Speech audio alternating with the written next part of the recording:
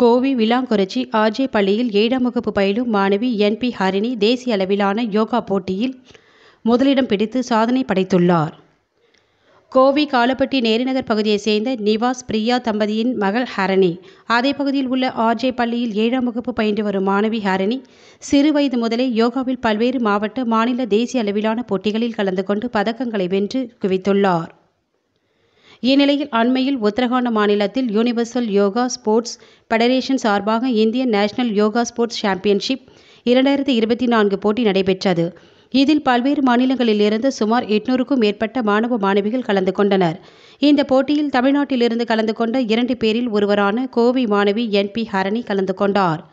போட்டியில் கலந்து கொண்ட மாணவி ஹரிணி பல்வேறு ஆசனங்களை அசத்தலாக செய்து தன் திறமை முழுவதும் வெளிப்படுத்தி முதலிடம் பெற்றார். இந்நிலையில் தமிழக அணி சார்பாக கலந்து கொண்டு கோவைக்கு பெருமை சேர்த்துள்ள ஹரிணிக்கு பல்வேறு தரப்பினரும் பாராட்டுகளை தெரிவித்து வருகின்றனர்.